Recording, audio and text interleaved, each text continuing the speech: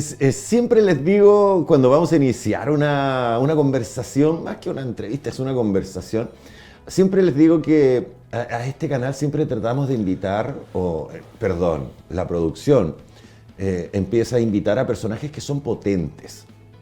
Claro, hay personas, por ejemplo, la otra vez cuando hablábamos con Nazareno, ¿se acuerda? Con Nazareno Zuleta, y que recién había salido campeón sudamericano, pudimos conversar con él el día después del combate. Y claro, el Nazareno en redes sociales es muy presente y usted escucha, el Nazareno. O hablamos, no sé, con tantos personajes potentes que hemos tenido acá. Pero si yo le hablo a usted de Guillermo Cortés Lutz, tal vez por nombre lo haya escuchado porque tiene un espacio en una radio y tiene una vez a la semana está hablando sobre historia. También le puedo decir que es el director del Museo Regional de Atacama. Pero son pocas personas las que lo pueden ver públicamente y conversar con él públicamente. ¿Por qué? Porque es una persona la cual está siempre pululando por Copiapó y dando a conocer nuestra historia. ¿Cómo le va, don Guillermo? Hola, Cristian, muy buenos días. Bueno, un gusto estar acá con ustedes en esta, que no es una entrevista, sino que una conversación, así que muy contento y conversar sobre algunas cosas de la historia y de cara un poco al futuro del desarrollo del patrimonio, no solamente en Copiapó, sino que en la región. Pero, ¿le parece que vayamos un poco atrás en el tiempo? Oh, por supuesto. Por ejemplo, cuando estaba el pequeño Guillermo, ¿alguna vez pensó que iba a estar tan ligado a la historia y cuándo le nace el bicho por lo que había pasado antes? No, sí, yo siempre fui un buen...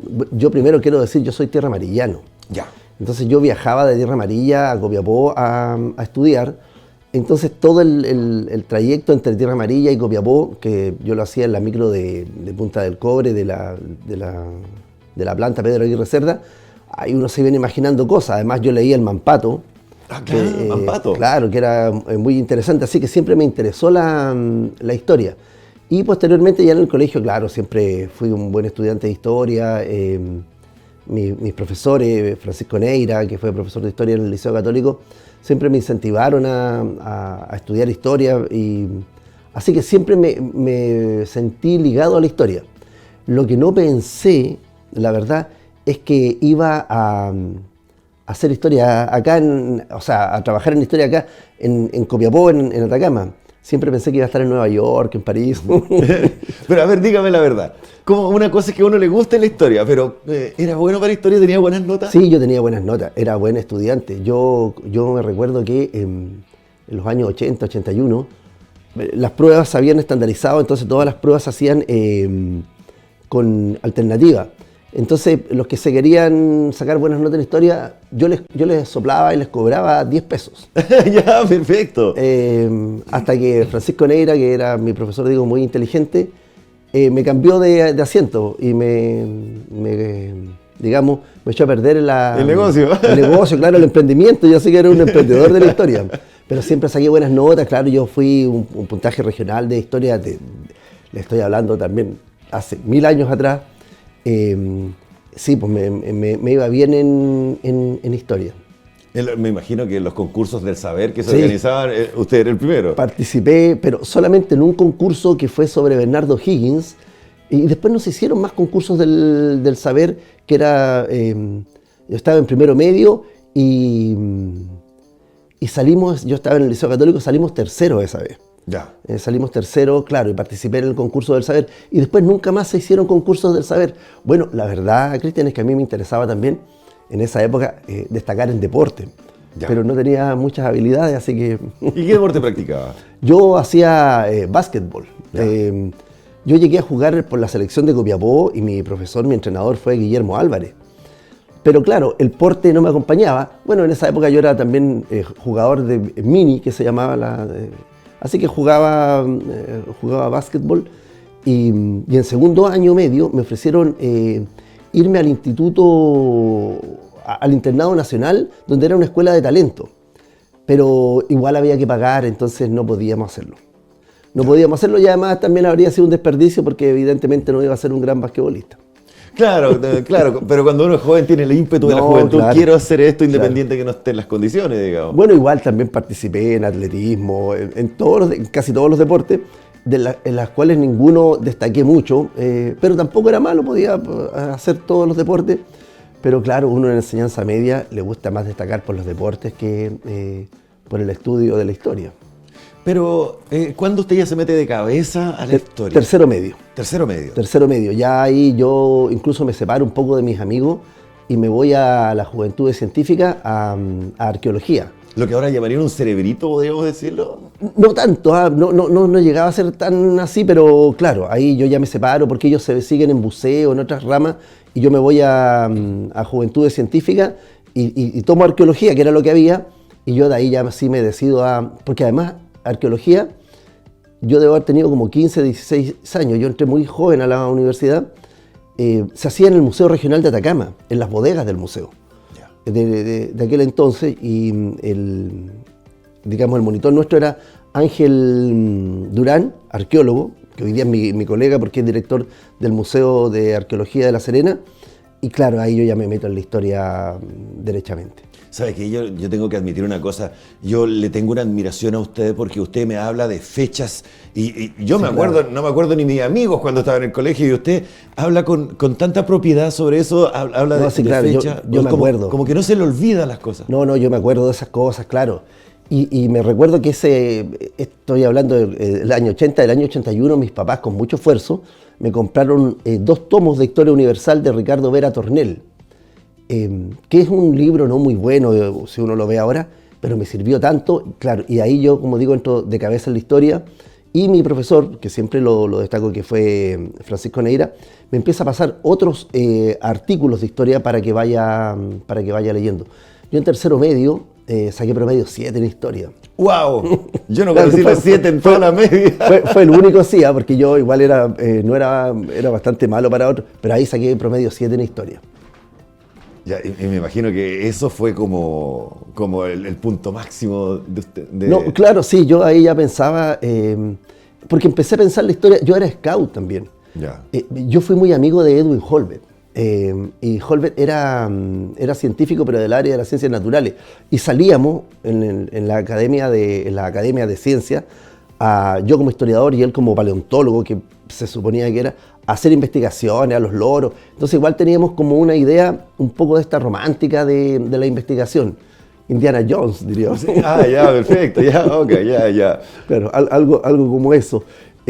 Así que claro, siempre me gustó la historia, pero no comprendía la importancia de la historia hasta que, por supuesto, estudié historia y volví a Copiapó y me di cuenta de la importancia de la historia, ya no solamente para el saber, sino que como elemento dinamizador de la economía, de los procesos políticos, culturales, deportivos, para los orgullos de los territorios. Entonces ahí ya me empiezo a dar cuenta de eso. ¿Usted está presente en las redes sociales? Sí, yo estoy en las redes sociales. Tengo, a mí mis hijos y mis hijas me hacen muchas bromas, pero tengo Twitter, Facebook e Instagram.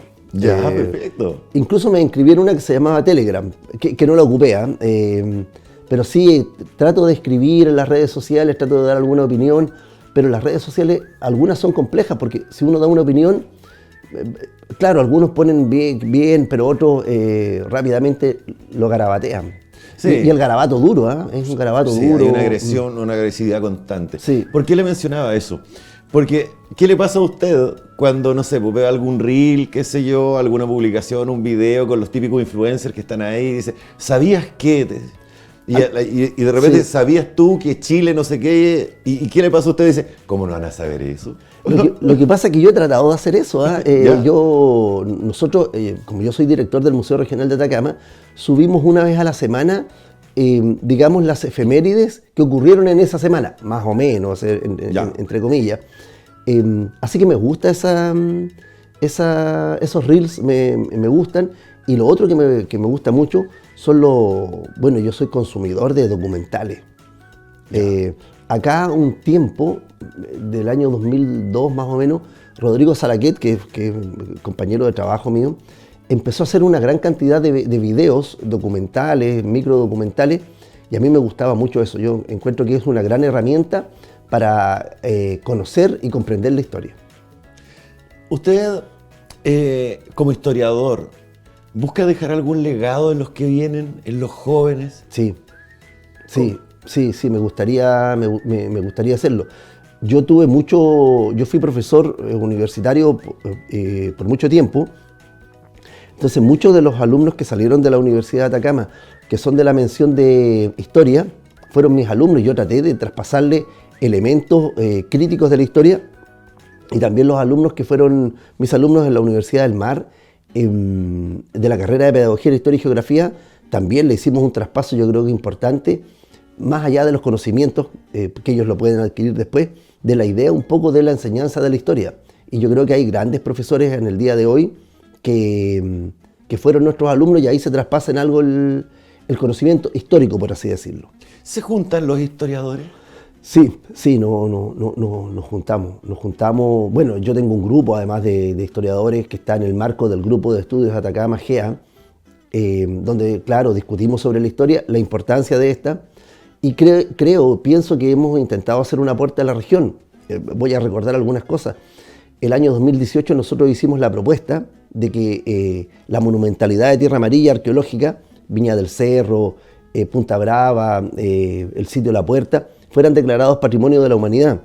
Nosotros hicimos la propuesta de que el edificio de la delegación presidencial lleve el nombre de Pedro León Gallo. Es una propuesta nuestra y que se acogió. Nosotros hicimos la puesta en valor de la figura de Juan Godoy, el tema de Chañarcillo, de la Revolución Constituyente, que después lo han ido tomando los distintos alcaldes. Creo que hemos hecho varias propuestas, así que nosotros nos juntamos a pensar qué es lo que viene. Y ahora nos parece que lo que viene es lo que una historiadora amiga ha estado trabajando, que es más joven, que es la deconstrucción de la historia, y ver la historia desde el prisma de el papel de la mujer, que es increíble, o sea, que es realmente increíble. Cuando uno empieza a estudiarlo y a repensarlo, uno dice, o sea, no podemos creer el enorme aporte que hacen las mujeres a la historia de Atacama, no digo a la del mundo, a la de Atacama. ¿Le pasa a usted por qué le hacía esa pregunta de si se juntan? Porque de repente la historia, creo, desde mi humilde posición, que depende a quién uno lea. Sí, porque uno tiene una visión, otro tiene otra visión, y al juntarse pueden llegar a algo en común y deducir algo, ¿no? Sí, no, pero es cierto. Cada uno tenemos visiones distintas. Nosotros partimos con una idea que se llamó la historia de los márgenes, porque decíamos que éramos historiadores marginales. Ahí estaba Francisco Berrío, Rodrigo Salaquet y yo solamente al principio. Y nos llamábamos los historiadores de los márgenes porque éramos marginales, pero lo hacíamos desde la Universidad de Atacama, éramos profesores de la universidad, así que le fuimos dando algún peso y fuimos integrando. Con nosotros siempre participó don Oriel Álvarez, escritor de Atacama de Plata, de Huasco de Cobre. Entonces hicimos un grupo importante de historiadores y tenemos miradas distintas de la historia, y a veces no llegamos a acuerdo. Sí. Claro, la mayoría de las veces no llegamos a acuerdo. Claro, tenemos miradas distintas de la historia. ¿Qué le pasa a usted? Porque me imagino que lo ha escuchado alguna vez, cuando alguien dice, en Copiapó no hay nada que ver.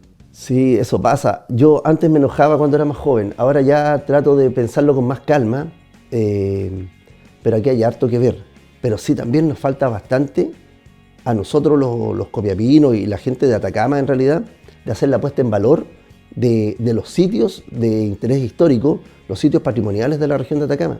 Como yo decía, Tierra Amarilla tiene monumentalidad arqueológica, el sitio Viña del Cerro, el Pucará La Puerta, que es donde se fundó Copiapó por primera vez el año 1548. Copiapó fue refundado en 1744, pero la primera fundación fue el Fuerte Copiapó en 1548. Y esas cosas hay que hacerla puesta en valor. Y cuesta, porque cuando uno le explica esto a las autoridades, todos dicen, sí, qué bien, pero después no se concretiza esta puesta en valor de la historia. Nosotros hicimos una propuesta, la hemos hecho a todas las secretarías ministeriales de educación y ahora a los SLEP, que son los servicios locales de educación pública, para que hayan inserciones de historia local en el currículum.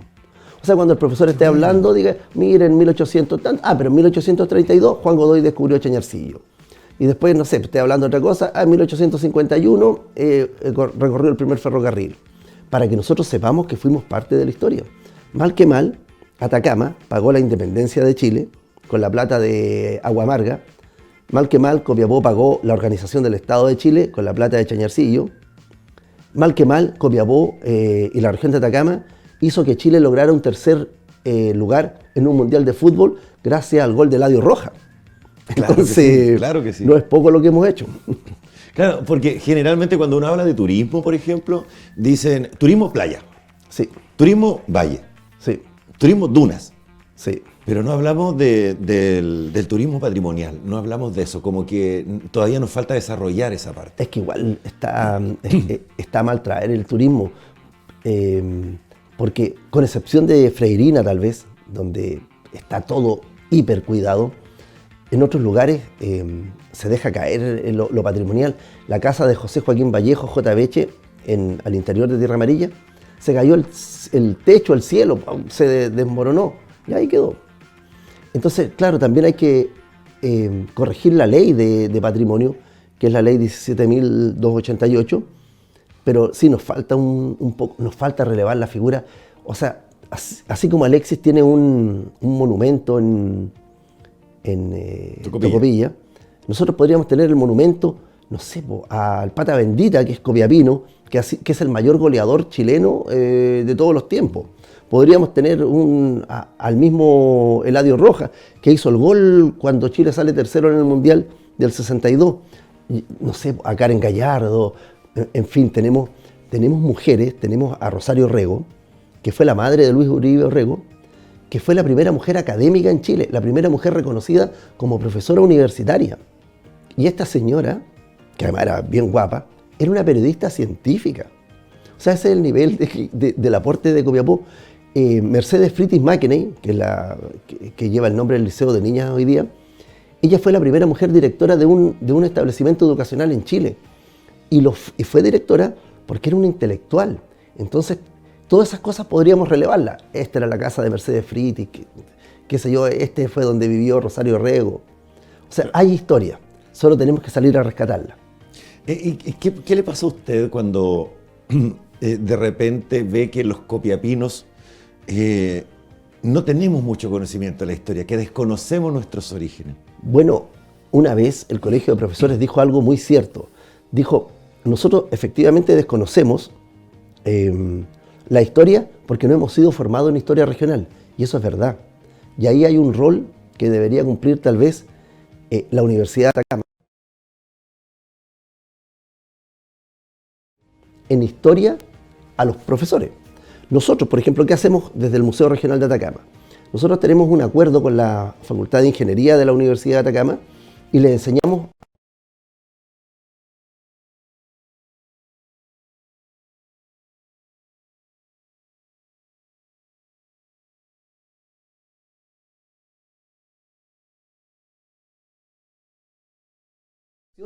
salen con el orgullo de decir, bueno, la minería, ¿dónde nace? En Atacama.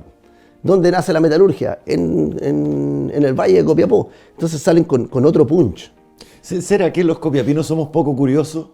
¿Por qué se lo digo? Por ejemplo, uno dice, ¿dónde está el consultorio? En la calle Batallones de Atacama. Ah, perfecto, pero no nos cuestionamos, ¿y por qué se llama así? ¿Y qué habla de los batallones de Atacama? Sí, ¿Y cuál era la gracia? Sí, es verdad. Pero ahí ustedes, por ejemplo, ya ahora estamos en un nuevo día, ¿no es cierto?, aquí conversándolo, pero los medios en eso han hecho una tremenda labor porque son los que más se han preocupado de la historia.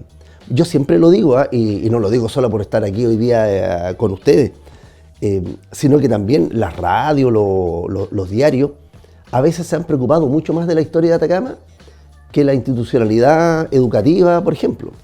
Entonces, nosotros siempre tuvimos un gran aliado en los medios, siempre.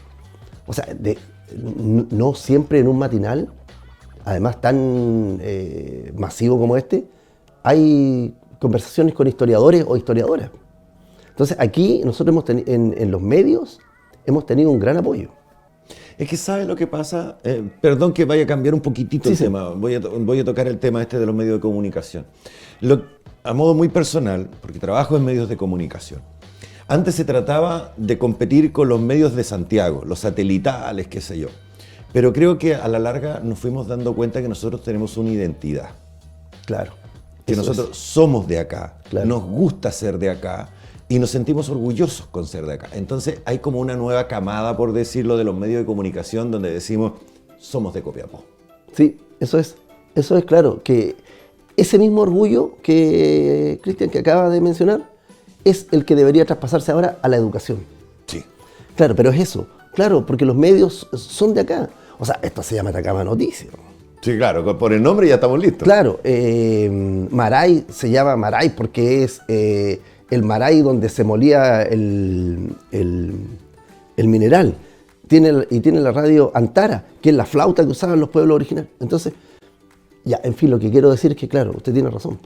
Tienen un orgullo, Claro. que lo fueron desarrollando solo, por instinto, porque les gusta Atacama. Y eso hay que traspasarlo a la educación. Esa es mi pelea. Es que yo creo que sí, Claro. esa Tiene debería que ser entrar su al fin aula, último. claro. Como su obra magna debe ser, definitivamente. Pero yo pienso que mi legado, si humildemente uno pudiera dejar un legado, y lo digo así como con un poco de orgullo, es la construcción del nuevo Museo Regional de Atacama. Yo cuando llegué a trabajar al museo, la Casa Mata estaba en muy malas condiciones y hoy día ustedes la ven y está muy bien. La casa está bien mantenida, tiene el color original. Pero la construcción del nuevo museo, yo he sido parte desde el día 0 de ese proyecto hasta ahora que está casi ¿Y qué construido. le dijeron? Guillermo, vamos a hacer un museo, ¿qué te parece? Ellos plantean que no hay, yo llego el 2009 a trabajar y me dicen, no hay espacio para seguir desarrollando proyectos museográficos importantes en la Casa Mata. Y un 26 de mayo del año 2010, estábamos, esto lo voy a contar, es muy interesante, bueno, para mí a lo mejor no para todos, en una actividad en el museo era intendente la señora Jimena Mata y habían 2 parlamentarios, Carlos Vilches, de Renovación Nacional, Ajá. y Lautaro Carmona, del Partido Comunista. O sea, ese es el nivel que estamos hablando. Ya. Termina el acto y yo les digo a ellos, miren, qué bonito el museo, en fin, pero yo les digo, aquí no nos da el espacio. ¿Y qué piensa? Me dice la señora Jimena Mata. Podríamos buscar un nuevo espacio. ¿Y se le ocurre algo? Y ahí conversando con Carlos Vilches, Lautaro Carmona, y yo tengo una idea. Y fuimos a ver las canchas de tenis. Oh, pero este espacio está ideal. Y fue como un acuerdo entre la señora Jimena Mata, Carlos Vilches, Lautaro Carmona y yo, y pensamos que ese era el espacio apropiado. Y ahí partió el proyecto del museo. Y hoy día usted lo ve, ya está gigante, va a ser el museo más grande de Chile, el museo más grande de Chile. O sea, aquí no estamos hablando de Santiago, Concepción, Valparaíso, no, en Atacama, el museo más grande de Chile, y que ya no solamente va a ser un museo de arqueología e historia como es ahora. Vamos a tener biodiversidad, vamos a tener geología y geografía, vamos a tener paleontología. O sea, vamos a ampliar la oferta en cuanto a exhibición y yo creo que ese puede ser mi legado para la región. ¿Y ya tienen listo el nombre? O sea, se va a llamar igual Museo Ya. Regional de Atacama, porque vamos a sintetizar, vamos a compendiar el conjunto de las expresiones patrimoniales, culturales y también naturales de esta región. O sea, nosotros tomamos desde las 3 provincias, las 9 comunas, desde Chañaral de Aceituno, digo yo, hasta Chañaral de las Ánimas. O sea, desde El Salvador, desde Potrerillo, hasta Alto del Carmen. O sea, barrimos toda la región va a estar representada. ¿Qué pasa con Guillermo Cortés cuando ve que entran un grupo de niños pequeños al museo? ¿Cuál es la sensación? No, es muy entretenido, porque los niños se maravillan y se impresionan con las cosas. Nosotros, Cristian, tuvimos, bueno, y está un puma que se encontró en Laguna Verde. Ya, sí. Y cuando llegaban los niños, primero el puma, además que no se le hizo bien la taxidermia, después hubo que arreglarla, entonces el puma estaba bien mal olor, pero había un colega que hacía como puma, ¡roar! Gritaba, ¡ay! Los niños gritaban, ¡ay, tía, el puma en el museo!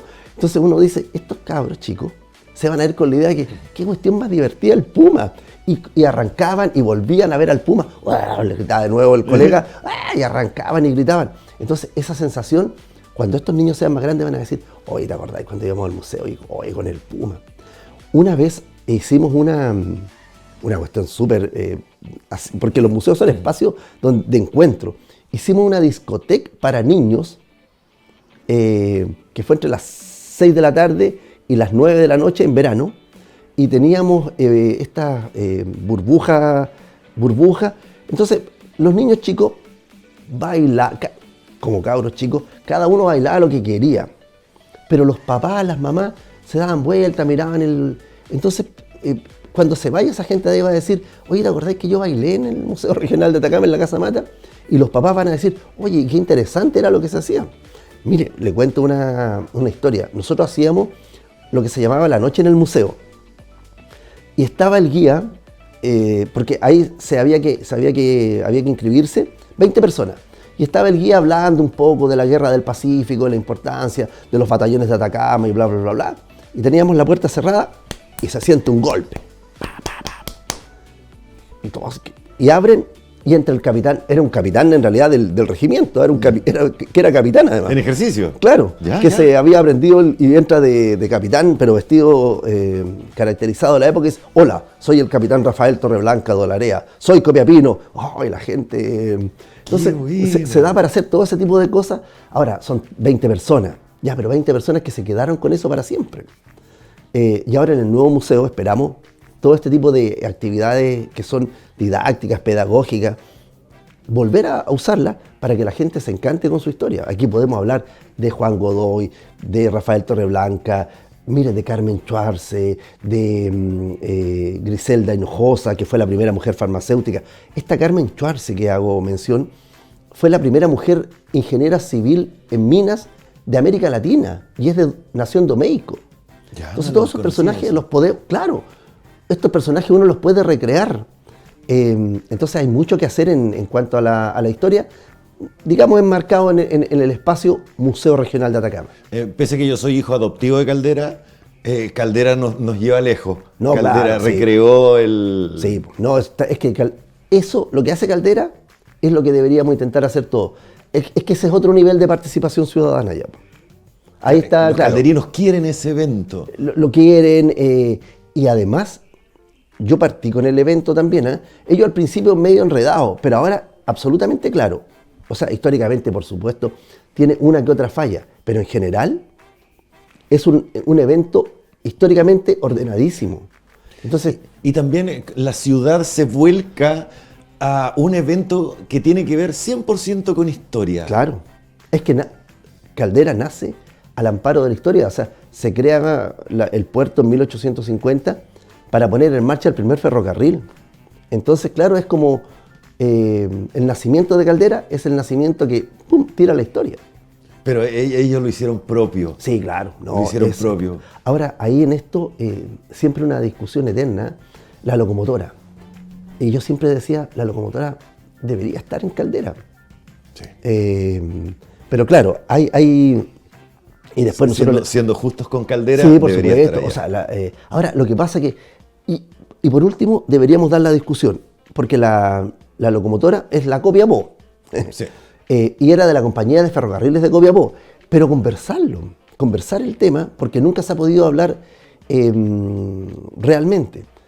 Pero bueno, yo sí pensaba, la alcaldesa Brunilda, en algún momento sí yo concordaba que, o en algún momento, la locomotora debería estar en Caldera, en algún momento. Y existe lo que se llama el traslado de piezas. Pero también seamos honestos, don Guillermo, yo creo que muchos de los copiapinos, si usted le pregunta, ¿dónde está la primera locomotora? No saben. No saben, claro. Le dicen, no, es la que está allá en la estación. No está en la estación. Claro. Eso es el problema. Pero por eso, claro, o sea, por eso queda tanto que hacer. Claro, de repente uno dice, Juan Godoy. Ah, pero y cuéntame, ¿cómo le fue a Juan Godoy con haber descubierto el mineral? Claro, la gente cree que Juan Godoy, yo lo decíamos ayer en la Universidad de Atacama, todo está vestido como un minero escocés. Yo creo que lo hemos dicho en todos lados, así se vestía un minero chileno de la época, de fines del siglo XVIII, principios del XIX. Con bombachas, con culero, que eran estos cueros. Son los trocitos de cuero que van sobre las nalgas. Claro, para no romper el pantalón, el sombrero coscacho, que era para que cayeran las piedras por el lado. Y lo hemos dicho en todos lados, pero nos falta el que dice, ay, pero está vestido como minero escocés. Ya, pero ¿cómo se regula eso y cómo se arregla? Si entrara la historia al aula, si lo contaran los profesores y las profesoras.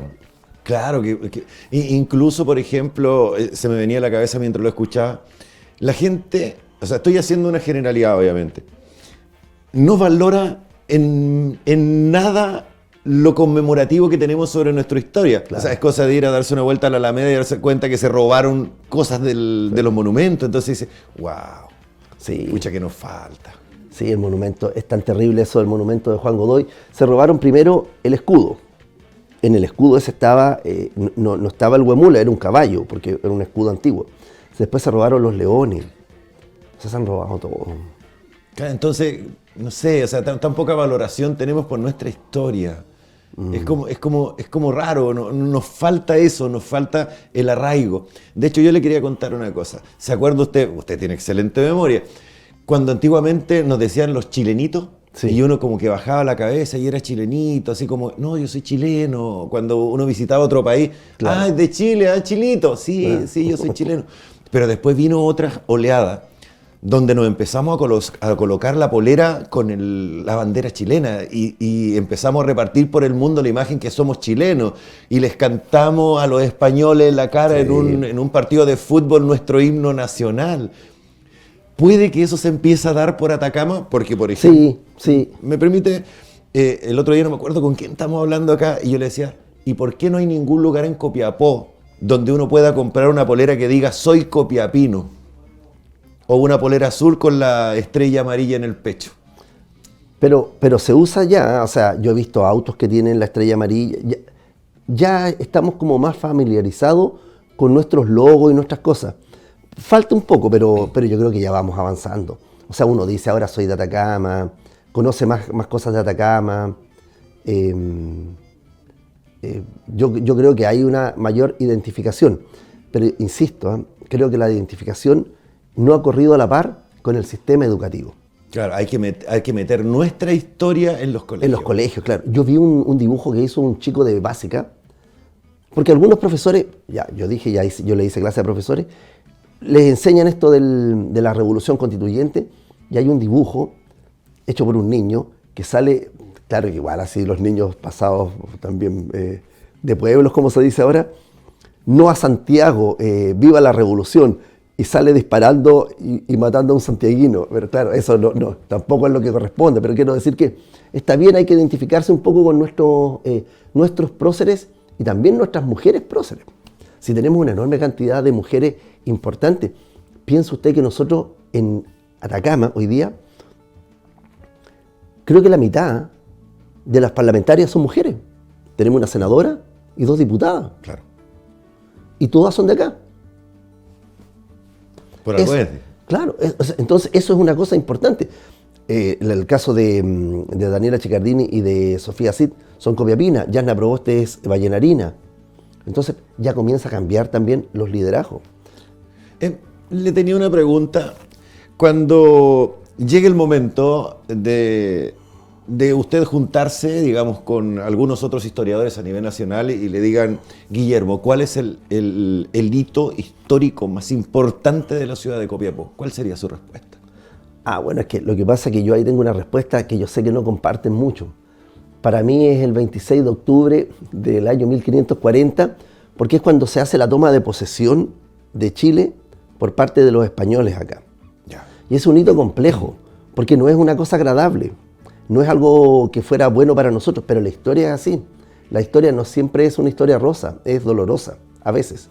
Y en ese momento, cuando llegan los españoles y se toman Chile a la fuerza, con toda la brutalidad que ocurre, ahí nace Chile. Entonces yo, en mi opinión, es el 26 de octubre de 1540, cuando se hace la toma de posesión. Yo creo que ahí comienza la historia moderna de Chile.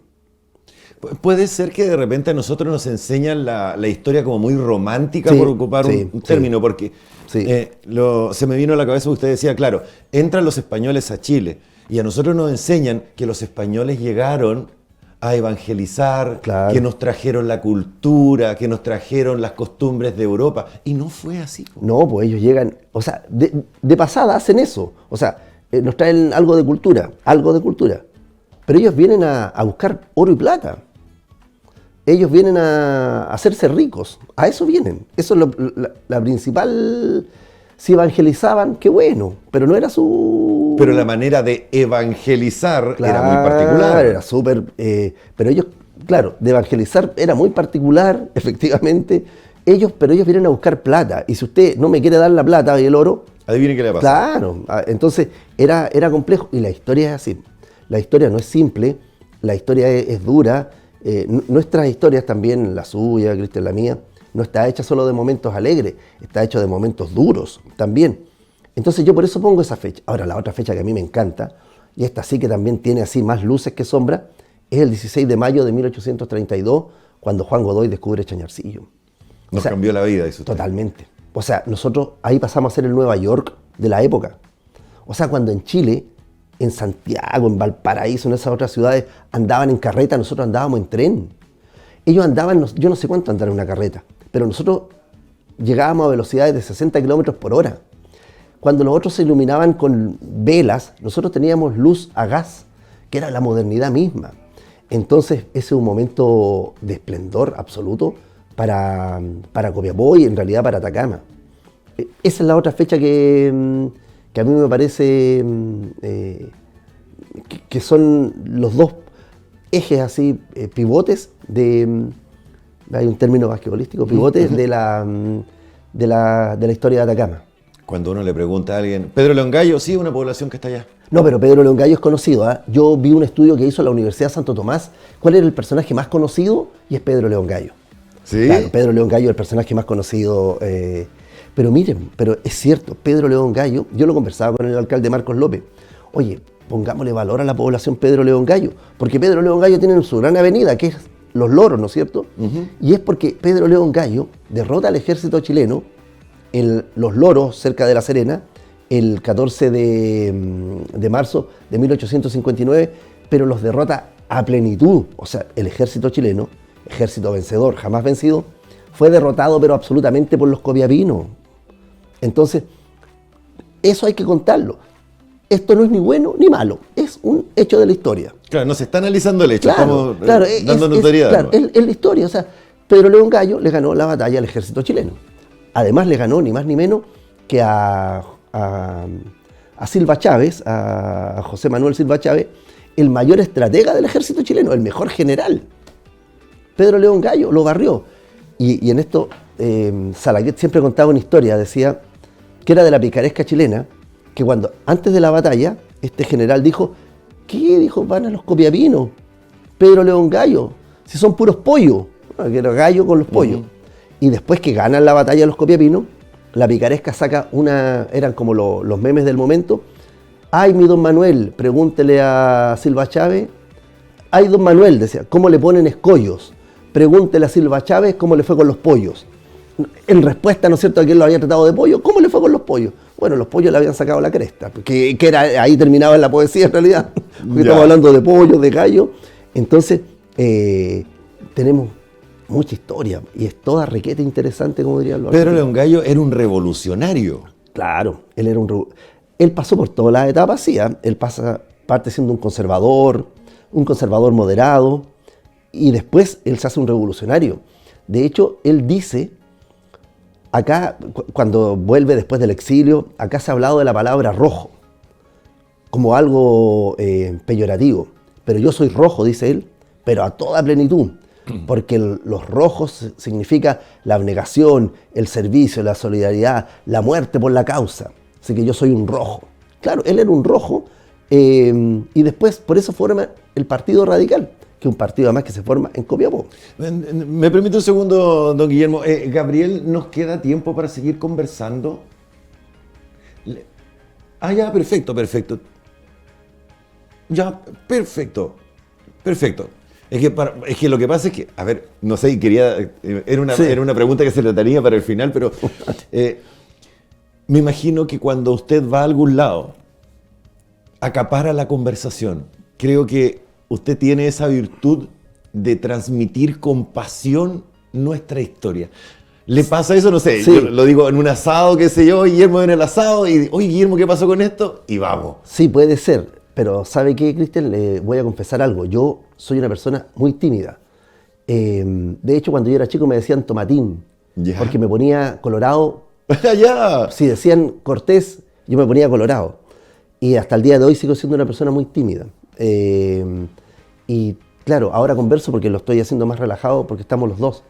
Pero claro, y cuando uno va a algunos lugares preguntan cosas, pero trato de Pasar piola, como se dice. Sí, me da vergüenza. Me da vergüenza y me pongo muy nervioso. Increíblemente, me pongo muy nervioso. Así que trato de no, con mis amigos sí, en especial, no sé, el grupo de estudio de Atacama, que somos hombres y mujeres ahí, que son mis amigos, ahí puedo conversar y además, que me pasa otra cosa, puedo pasar piola tranquilamente y disfrutar. Porque en otros lados a veces me pasa esto que dice usted, si voy a alguna actividad, me preguntan a mí y yo lo único que quiero es estar calladito. Claro, sí, tío, sabes que tienen toda la razón. Claro. No sé, le puedo contar algo mío. O sea, de repente uno piensa, no, es que él trabaja en radio, trabaja en un canal. Uy, debe ser súper simpático. No, pues si uno es súper tranquilo también. Claro. O sea, lo único que quiere es comer como, no sé, tomar una cerveza, un poco de asado Claro, y pasar un trozo de piola. pollo, claro. Claro, me imagino. A Sí, mí me tienes pasa toda eso. la razón. Yo cuando niño me daba, como digo, mucha vergüenza. Entonces, y eso no se quita tan fácilmente. Ahora, claro, yo soy profesional y puedo venir y conversar, pero ahora esta conversación ha sido muy relajada, y así que se lo agradezco, pero me pasa eso, me da vergüenza y preferiría, no sé si pasar piola, porque creo que hay una responsabilidad, pero trato de no acaparar La conversación. Claro. Voy a hacerle un comentario. Sí. Tal vez lo voy a hacer desde mi completa ignorancia, pero llegan los españoles, entran por Tierra Amarilla, ¿cierto? Tierra Amarilla explota en lo que tiene que ver con cobre. Así es. Y las familias de apellidos vinosos, o sea, los Valdivieso, los Undurraga y todo, Claro. ellos parten haciendo el dinero acá. Acá. Y luego, cuando hay problemas con el cobre, se van al Valle Central, compran propiedades y se ponen a sembrar uva. ¿Es cierto eso? Sí. ¿En algo que sea? Hay de todo, sí. Efectivamente, las grandes familias, yo voy a dar la principal, los Edwards, los dueños del Mercurio, parten acá. Los Subercasó parten acá. Las grandes, estas familias, el mismo Matías Cauciño, que hace todo su desarrollo en Lota, ¿no es cierto?, tan importante, parte acá como un empleado menor, un funcionario menor en Chañarcillo. Entonces parten acá y hay un señor que era Ochagavía, que es el que ya hace el destape del vino en Chile. No, pero esos son así como de la aristocracia Más establecida, digamos. Claro, de la zona central. Ya. Pero nosotros sí, pues hicimos un aporte también. Porque los ricos de la zona central no tenían plata. Tenían tierras, tenían animales, pero no tenían plata. La plata la tenían acá los copiavinos y las copiavinas, y por eso se casan con ellos. Profesor, una consulta. ¿Y si hubiese resultado lo de Pedro León Gallo? ¿Qué historia estaríamos hablando? ¿Estaríamos hablando de un país distinto? Claro, es muy probable. Bueno, Chile ha tenido varios saltos frustrados al desarrollo. Es muy probable, porque aquí también sacar un mito. Pedro León Gallo jamás quiso ni los atacameños, que Copiapó fuera la capital de Chile. Solo queríamos mayor participación en los problemas En las decisiones. y en la toma de decisiones. Es una cosa súper simple. Súper simple, Claro, digamos. se quería salud pública, educación pública, laica, establecer mejores franjas salariales. Entonces era bien poco lo que se pedía. Pero que hoy día se sigue pidiendo, que es muy extraño ya, pero en fin. Eso era, pero es muy probable que fuera otro país. Habríamos sido un país un poco más democrático y habríamos aprovechado mejor algunos momentos en que fuimos muy ricos, como fue con la Pero plata. existe la posibilidad real de que Chile hubiese empezado de La Serena hacia abajo y que nosotros hubiese sido un país distinto. Yo creo que, por eso digo, nunca los copiapinos quisieron eso. Pero cuando ganan la batalla de los Loros en La Serena, Chile queda partido. Coquimbo y Serena, con una bandera, la bandera azul con la estrella dorada, con un himno, la constituyente, con un ejército, el ejército de los suavos. Entonces era como otro país. Pero no es que quisiéramos otro país. Ya no querían dividir Chile, salirse de Chile, no, digamos. Solo queríamos que Chile fuera más justo. Porque los terratenientes de la zona central no pagaban impuestos. O sea, ellos tenían un régimen de esclavitud para sus trabajadores, entre otras cosas, no pagaban impuestos, no desarrollaban la educación. Educación de mujeres, olvídese. En cambio en Atacama había educación para mujeres, educación para niñas, se pagaban impuestos. Entonces lo que decíamos, seamos más justos en el desarrollo en el crecimiento y crecimiento de nuestro país. O sea, Atacama siempre ha sido súper razonable y racional. El otro día estaba viendo un programa de televisión y estaban hablando con un coleccionista de moneda. Ah, ya. Y le preguntaban por qué, bueno, que habían encontrado una moneda de 50 pesos que tenía unos defectos, y él decía, esa vale 50.000 pesos. Y le preguntó el periodista, ¿y cuál es la más valiosa que tienes? Y dijo, si no me equivoco, dijo, un peso constituyente de la región de Atacama. Es la Sí, más pues cara. esas son caras. Decía, es la más cara que yo tengo y miren el estado que se encuentra. Estaba como recién hecha la moneda. Claro. Tuvimos hasta nuestra propia moneda. Tuvimos nuestra propia moneda, o sea, hubo 400.000 pesos en plata, que era un vellón, igual era plata mezclada, pero acuñada, claro, y era una moneda que era más fuerte que la moneda chilena, era más fuerte el peso constituyente, y tenía una gran carga de plata. O sea, cuando nosotros hicimos los análisis de que hacen los numismáticos, los numismáticos, en esto que le llaman la pesa de plata, la moneda tiene una gran proporción de plata. Entonces era una moneda buena, dura, y esas monedas en el mercado son caras. Bueno, las van a poder ver todos en el nuevo Museo Regional de Atacama, van a poder ver la moneda de 1 peso y la de 50 centavos. ¿Y hay hartas o son, No, son muy pocas. escasas? Sí, son pocas porque después de la revolución las destruyen. Entonces algunos nomás guardan la moneda. Entonces era como... hay pocas. Lo que sí anda toda moneda que es réplica. Ah, pero los que saben de moneda se van a dar cuenta, digamos que Sí, no... porque el cuño es muy notorio. Como eran acuñadas, era una especie de tejo chiquitito de plata y le pegaban con un cuño. Ajá. Y ahí quedaba marcado, entonces no siempre quedaba bien marcado. Entonces se nota al tiro cuando es un original. Don Guillermo, una consulta. A usted, ojalá me la entienda bien a lo que quiero llegar. ¿Qué le gustaría encontrar en la región de Atacama? Decir, mira lo que encontré. Ah, buena pregunta. No sé, me gustaría encontrar tal vez algún vestigio de la entrada de Pedro de Valdivia, hablando así hacia el siglo XVI, o me gustaría encontrar algún documento del siglo XIX sobre lo que hicieron Gallo, Pedro León y Manuel Antonio Mata con el tema político. O me gustaría encontrar alguna referencia a Mercedes Fritis, que era de Freirina, cómo a ella se le ocurrió ser directora del liceo. Documentos así que serían valiosísimos y que podrían cambiar como la vida o la mirada que tenemos de la historia. Si usted tuviese una varita mágica y me pudiese cambiar a mí y usted hacer una entrevista, ¿a qué personaje le gustaría entrevistar? Ah, difícil. Mire, ¿sabe qué?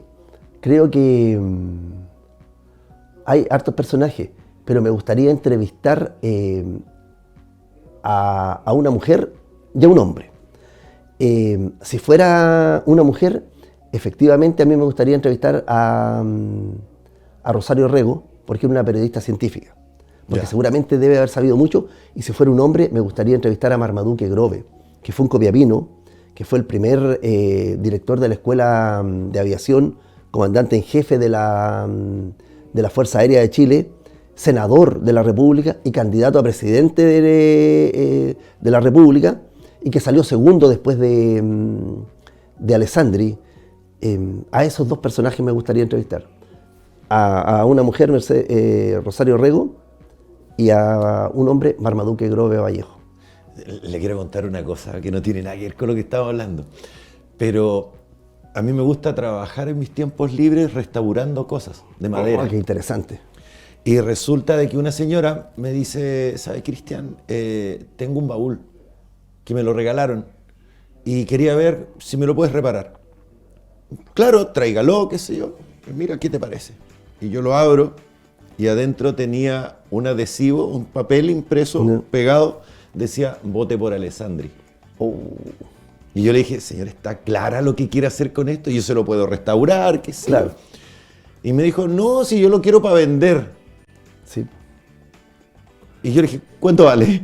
claro. Y me dice, no, todavía no le pongo precio. Así que no, repáreme lo que sé yo. Y le dice, esta señora no tiene idea lo que tiene en las manos. Claro. encontrar eso, ya estamos hablando de algo histórico. Ya. Claro, o sea, porque ese bote por Alessandri, hay toda una línea de conservación de lo que han significado los carteles políticos, los llamados a votar. Bueno, yo mismo fui candidato a concejal por Copiapó y guardé cada uno de mis pequeños propaganda, porque eso después puede ser parte de la historia. Pero claro. Puede ser parte de la historia. ¿Y qué está haciendo historia en este minuto en la ciudad? Bueno, en mi opinión, claro, yo voy a decir algo muy parcial, la construcción del nuevo Museo Regional de Atacama, indudablemente. Pero está haciendo historia todo el tema del litio que se viene, el tema del litio. Debería hacer historia y se va a mantener el tema de este socavón que se hizo en Tierra Amarilla, Rajo Inca en Salvador, que ya deja la mina, ¿no es cierto?, de ser subterránea y pasa a ser un rajo. El tema de la reposición del pisco en el Valle de Copiapó y el Valle del Huasco. Yo creo que eso está haciendo historia. Permíteme interrumpirlo. ¿Tiene tiempo para que sigamos conversando? Sí, claro, siempre. Sí, es que hagamos una pausa y seguimos conversando porque perfecto, gracias. Es que sabe que me tiene loco. No, ningún problema, Cristian, por supuesto. Es que, ¿sabes qué? Lo que le estoy diciendo es cierto, me tiene loco. ¿Se acuerda de las fechas? ¡Uy, qué increíble! Tengo que aprovechar esto. Así que vamos a pausa comercial y seguimos conversando con Guillermo Cortés Lut, director del Museo Regional de Atacama. Una pausa, volvemos.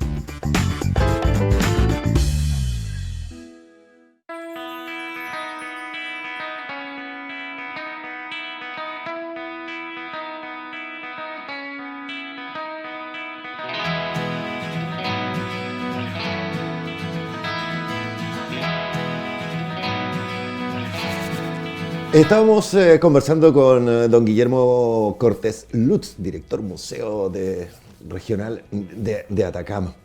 Volvamos a la historia, sigamos con la historia. Perfecto. ¿Qué sucedió en la historia de nuestra región, de nuestra ciudad por estos días?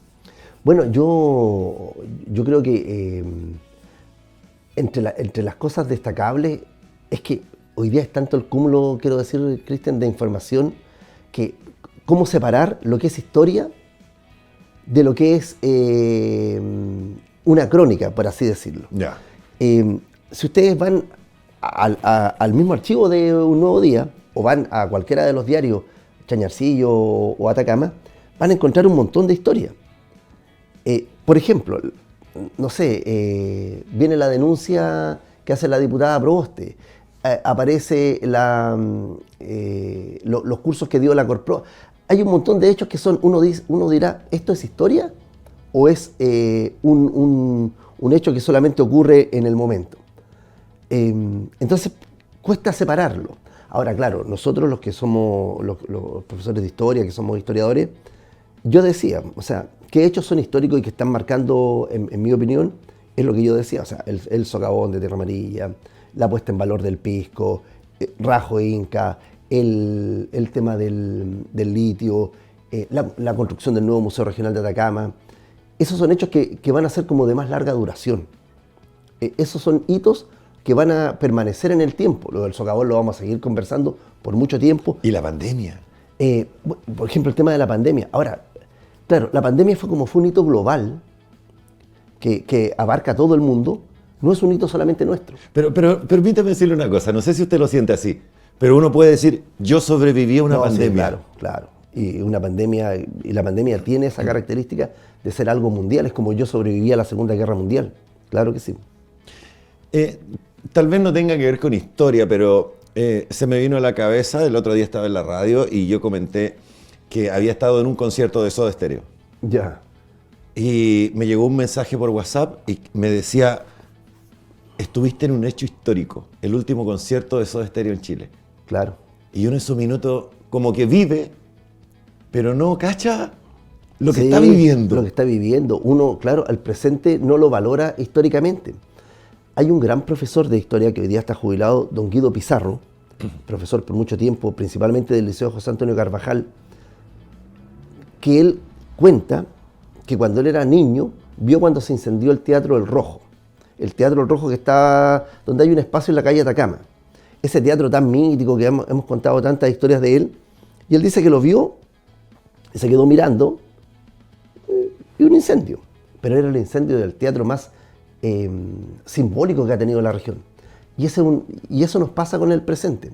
¿Cómo saber qué hecho es histórico? Ya, pero por ejemplo, cuando usted vio la final de Chile con Argentina, cuando Alexis hace el gol, sabe que es un hecho histórico al tiro. Sí, eso se va a hablar por cientos de años más. Claro, usted sabía que era un hecho histórico, y hay cosas que uno de inmediato sabe que son históricas, pero nos pasa con cosas pequeñas que no nos damos cuenta que son históricas hasta mucho tiempo después. Claro, o tal vez cosas, claro, como usted lo dice, a veces son cosas tan pequeñitas y uno dice, no. Las pasa por alto. Las pasa por alto. O sea, el recital de Soda Stereo. Claro, definitivamente, porque uno dice, no, yo voy a ir al concierto porque quiero ver Soda, porque quiero hacer esto. Claro. Pero cuando uno está allá, va a disfrutar la música. Pero después yo no sabía que Gustavo Cerati iba a tener un accidente cerebrovascular, yo no sabía que iba a fallecer, que fue la última vez que tocaron en Chile y uno puede decir, yo estuve ahí. Claro, entonces uno sin saberlo, pero hay otros hechos que uno sabe al tiro que son históricos, que son, como dice usted, se van a hablar para siempre. Sí. Cuando Regional Atacama sube a Primera División, yo estuve en Santa Gemita. Pero yo sabía que ese era un hecho histórico, que después yo lo podía contar. Yo vi cuando Copiapó sube a Primera División también. Y también yo sabía que era un hecho histórico. ¿Y le pasó a usted? Porque me imagino que también usted se abastecerá de mitos y creencias que tenemos. Antiguamente decían las abuelas, me acuerdo de mi abuela, que en paz descanse, mi abuela Rosa, decía, algún día va a correr el barro por Copiapó y lo único que se va a ver va a ser el Cerro de la Cruz, decía. Ah, bueno, es que eso que lo decían las abuelas, es porque eso es una suerte de presagio que hizo el Crisógono Sierra y Velázquez, más conocido como el Padre Negro. Claro. Y era porque efectivamente en Copiapó hubo muchos aluviones. Entonces este aluvión que nosotros vivimos en el 2015, que era un aluvión de barro, ya había ocurrido otras veces. Si usted se va por la calle Yumbel, va a ver que todas las casas están 1, 2 y al tercer escalón uno entra recién a la casa. Sí. Porque sabían que bajaba el barro, bajaba el agua. Los callejones donde está hoy día se ha extendido Copiapó, esos eran callejones absolutamente irregulares, no sé, con honduras, y era porque pasaba el barro. O sea, nosotros hemos tenido históricamente muchos aluviones y muchos aluviones, estas bajadas del barro. Cuando yo supe que iba a tener la oportunidad de conversar con usted, y quiero decirle, mi intención no es hacerle las preguntas para pillarlo, como para que a ver que no sepa algo, claro. Pero siempre he tenido una curiosidad muy grande. Cuando uno va bajando por Juan Martínez, antes de llegar a Rómulo J. Peña, sí, bajando al costado derecho hay un grupo de casas que están como un poco más hundidas, están todas pegadas. ¿Qué es lo que era eso? ¿Usted lo sabe? O sea, yo pienso que es lo que decíamos, las casas se fueron hundiendo también, porque las geografías son... Este valle, nosotros estamos en un valle, el valle del río Copiapó, es muy cortito, estamos entre cerro y cerro. Este es un valle fluvial. El río Copiapó es chiquitito, entonces el valle no es grande. Hay otros valles que son gigantescos. Entonces la geografía fue cambiando y las casas se fueron hundiendo. Nuestras casas se han ido hundiendo porque no tiene ningún sentido. Eso también pasa por las eras. Usted va y hay que bajar los escalones. Sí. Es lo contrario a lo que estamos hablando de Yumbel. Pero porque las casas se fueron hundiendo. Copiapó, ¿cómo era? Copiapó fue pequeño siempre, pero hay un momento que yo lo decía, que fue el Nueva York de la época. Las casas eran casas buenas. Es cosa de mirar la universidad, digamos. Claro, o la Casa Mata. La Casa Mata es de 1838, es una casa antiquísima. Y es una casa tremenda, potente. El palacete de la Universidad de Atacama es posterior, es de segunda mitad del siglo XIX, de Apolinario Soto, pero es una tremenda casa. O la Casa Maldini Tornini. Habían unos palacetes que estaban por la calle Atacama, cerca de Hierbas Buenas, que eran estupendos. O el Toro Lorca, el que está frente al diario Atacama. Ese era el tipo de casas que había. De 1 o 2 pisos, pero de gran factura. Y las casas que se hacen en los años 50 también son casas muy bonitas. Copiapó era una ciudad muy bonita, con líneas, digamos, de inicios de la República, y después de toda la bonanza de la minería. Era un casco histórico muy bonito, muy asentado, por así decirlo. Entonces era una buena ciudad, siempre fue una ciudad pequeña. Es que los que nos gusta trabajar en madera, por ejemplo, sabemos que hay maderas que en Chile no estaban definitivamente. Claro. Entonces cuando uno, por ejemplo, ve estos palacetes y dice, mira, eso es pino oregón americano, o esto es roble americano. De hecho, el piso era de pino, sí. Era de pino oregón. Sí. Y sí. Claro, uno no se detiene a pensar de que en Chile no había pino oregón y tenían que traerlos de Estados Unidos. Sí. Para poder... Entonces, la cantidad de dinero que ocupaban en importar, traer por tierra madera para construir una casa, es que había mucho dinero. ¿Sabe lo que yo por ahí escuché, Cristian? No lo puedo asegurar. Es que los barcos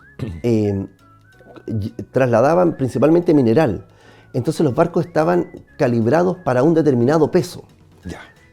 Entonces, para mantener su nivel de flotación, etc. Y por eso traían maderas de vuelta, para mantener el peso, que no era el mismo que iban a hacer en una carga, pero por eso también traían, y había mayor exportación de estas maderas nobles, que igual eran caras, por supuesto. Sí, claro. El piso de la Casa Mata es de este pino oregón, es el piso original, y está en excelentes condiciones. Pero claro, se traía. Ese es un ejemplo también, bueno, está lo que le decía yo, pero es un ejemplo de la cantidad de plata que había acá. O sea, se traía ese tipo de madera. El mármol que está hecho, la estatua en la plaza, es de mármol de Carrara, que es italiano, que es un mármol carísimo, que es el que trabajaba Miguel Ángel, Donatello, Bernini y todos estos grandes escultores. De eso se hizo la estatua de la plaza. O sea, ese era el nivel de los copiapinos. Es como, oye, tráete un Ferrari, ya, tráelo. Claro, sería lo equivalente ahora. Claro. Tráeme de Italia un Ferrari que lo quiero usar. Claro, tráete 2. Una cosa así. Claro. Entonces, Copiapó era una ciudad que tenía mucha riqueza. De hecho, acá en Copiapó, habían teatros en ese entonces. Había, ¿sabe lo que había mucho? Lo que hemos encontrado, había mucho billar.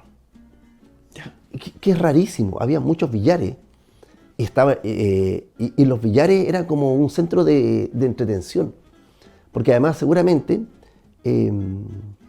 ahí también se hacía canto y otras cosas, pero estaba como teatro, estaba solamente el Teatro El Rojo, que era el gran teatro de Copiapó. ¿Y quiénes se presentaban ahí? Mire, aquí entra la mitología, entra de todo, pero habían obras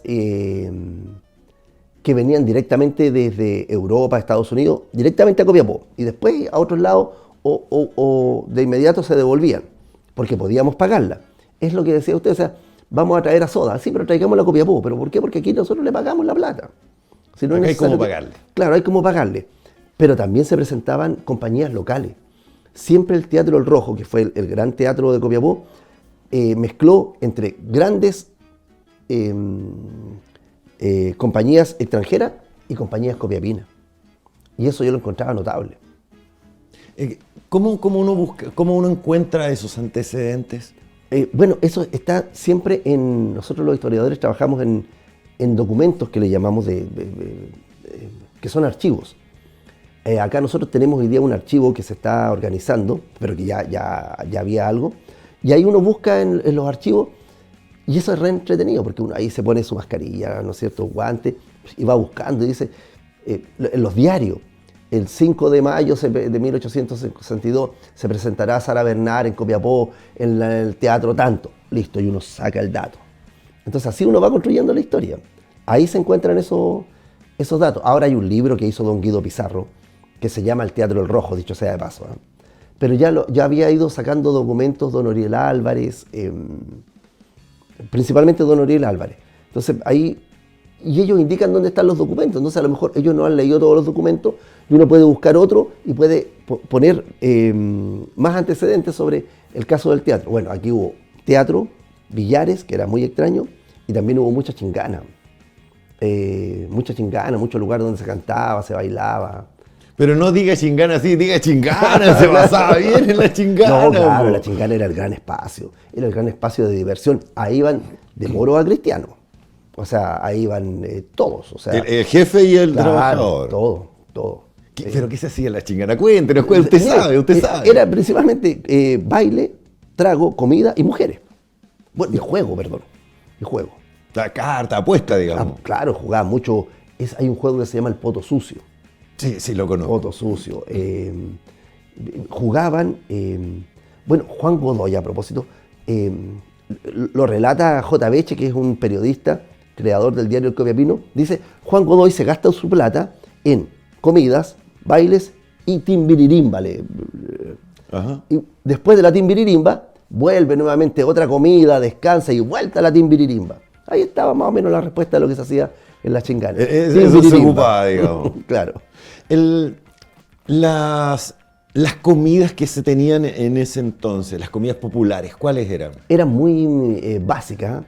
Papa, harina cocinada con agua y cocida, y el charquicán.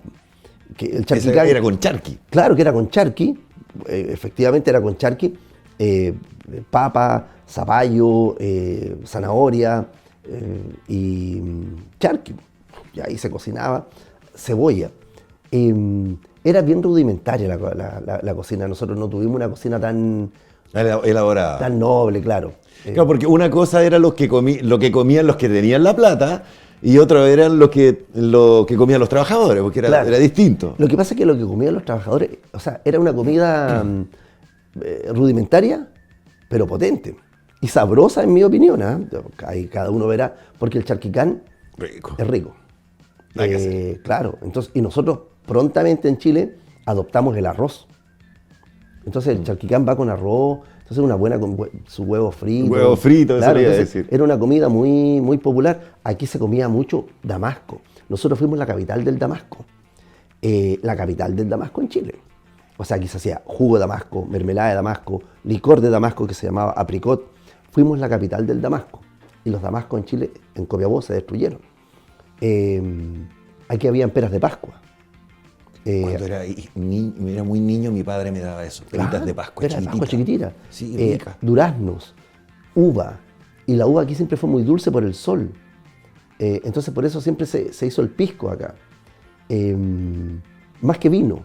Porque el vino, Claro. a mí el vino, copiapino, encuentro que no es tan bueno porque es más dulce, es un vino más alcohólico. Entonces por eso nos pasamos al pisco. Bueno, queso de cabra hubo mucho, a pesar de que la cabra no es un animal de acá, pero ya lo adoptamos hace mucho tiempo. Siempre se hizo mucho queso de cabra, más que de vaca acá. Entonces esas eran las comidas, queso de cabra, ¿cómo se llama esta? Churrasca. Hasta el día de hoy uno puede comer churrasca en la Sí, plaza. volvieron las churrascas, sí, es una buena... En Tierra Amarilla siempre se comió churrasca. No, la churrasca es un buen pan, es un pan gigante. ¿Cómo se llama la otra que hacen esta que es frita? Que lo comen mucho. Una churrasca con pebre. Claro, Oh, qué pero claro, exquisito. y la churrasca yo creo que, como hay uno que hacen en Santiago, que la fríen, la churrasca no es frita, es más sana incluso. No, churrasca con queso de cabra. Sí. Sí. Son muy exquisitas. El otro día lo vi como que ahora como que hacer un asado como que ahora tiene otro implemento. Sí. Yo fui a un asado y hicieron unas churrascas pequeñas y las colocaron ahí en la parrilla mientras se hacía la carne. Fantástico. Bueno, nosotros también siempre, aquí se comió, no sé si mucho, pero se comió pescado, porque tenemos caldera al lado. Sí. Y el pescado no se hacía frito, siempre fue un pescado asado, que lo que hoy día sería la plancha. Ujú. Entonces también pescado, que era otra parte de la dieta que nosotros... ¿Y qué se tomaba en ese entonces? Cuando uno quería tomar un No, trago. harto chicha. Chicha. Ahí sí que iba chicha, que era este vino un poquito más dulce, más frutoso. Pero esa chicha era la de uva o la de Sí, manzana? de uva. De uva. Nosotros tomamos chicha de uva. Había una chicha que hacían los pueblos originarios que era como más de choclo, de maíz. La molían, la fermentaban.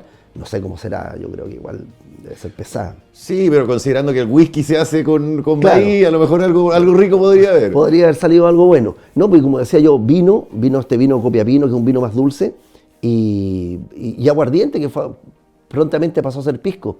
Una de las investigaciones es que el aguardiente se vendía en piscas, y de ahí el nombre de pisco. El aguardiente es más tosca también. El pisco igual es un poquito más elaborado. ¿Y la mistela? Sí. ¿O era más de la zona central? No, pero había. Los ricos traían mistela y tomaban eso, igual que hacían licores de menta. Aquí también yo en Tierra Amarilla los probé, eran muy malos, sí, ¿no? Licores de durazno. Eso debe ser muy rico. Yo lo encontraba muy re malo. La verdad, pero, por ejemplo, el apricot, que era el de Damasco, ese era un poco mejor. Por eso teníamos, miren, todos los licores que se hacían de menta y de hierbabuena, ese tipo de cosas, apricot, vino, o sea, había para chichita, había una variedad. Cerveza no había. Me queda nada perdón, de tiempo, sí, nada de tiempo, pero quería hacerle una pregunta. ¿Usted sabe de dónde se origina eso de que el que come chañar vuelve a Copiapó? ¿O se queda en Copiapó? No lo sé, no lo sé. Porque Pero, es un dicho popular claro, nomás, digamos. yo comí chañar y he estado en tantas partes y siempre vuelvo a Copiapó y yo me gustaría morirme acá.